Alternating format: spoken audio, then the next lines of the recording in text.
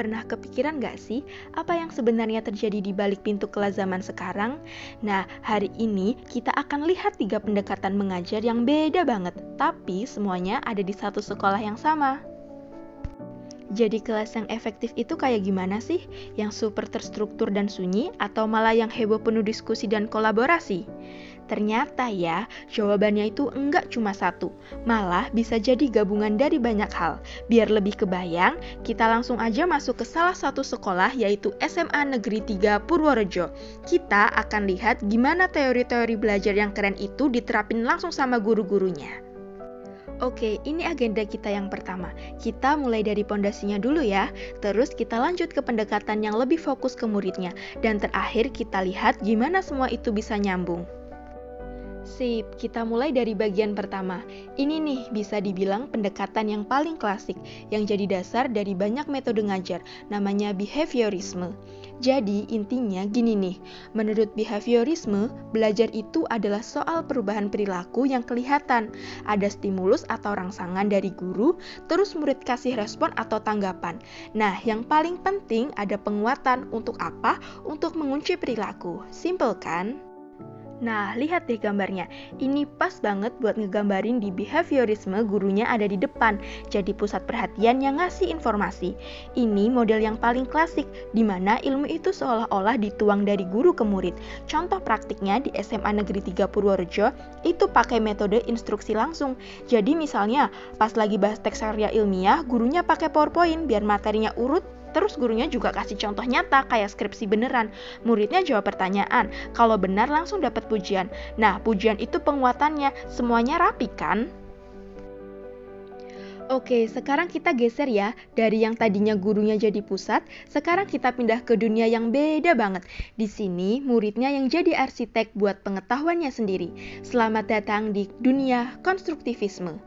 Ini perubahan yang gede banget loh. Menurut konstruktivisme, ilmu itu nggak bisa cuma ditransfer gitu aja. Murid harus aktif membangunnya sendiri.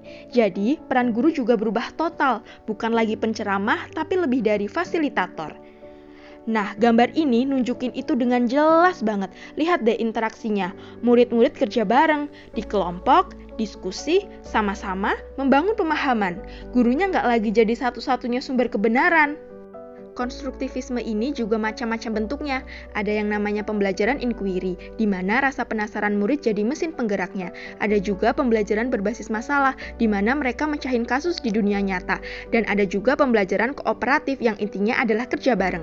Contohnya gimana sih? Misalnya, pas lagi beda teks drama, muridnya dibikin kelompok kecil, terus mereka diskusi bareng ngebahas soal tema, alur, dan lain-lain. Nah, dari ngobrol inilah pemahaman mereka jadi dalam, bukan cuma dari dengerin omongan guru. Setelah kita bahas behaviorisme dan konstruktivisme, ada satu potongan puzzle lagi yang penting banget. Ini bukan cuma soal gimana cara belajar, tapi juga soal kenapa dan siapa yang belajar. Nah, inilah humanisme. Kalau humanisme melihat murid itu bukan cuma sebagai otak berjalan, tapi sebagai manusia seutuhnya yang punya perasaan, punya motivasi, dan potensi yang unik. Jadi, tujuan pendidikannya buat bantu setiap murid jadi versi terbaik dari diri mereka sendiri. Keren kan? Di humanisme, lingkungan kelas itu segalanya. Gambar ini nih nunjukin banyak suasananya. Kelas jadi tempat yang aman secara psikologis, murid jadi nggak takut buat nanya, nggak takut buat salah, dan berani jadi diri sendiri. Karena kalau nggak ada rasa takut, disitulah belajar yang sesungguhnya bisa terjadi.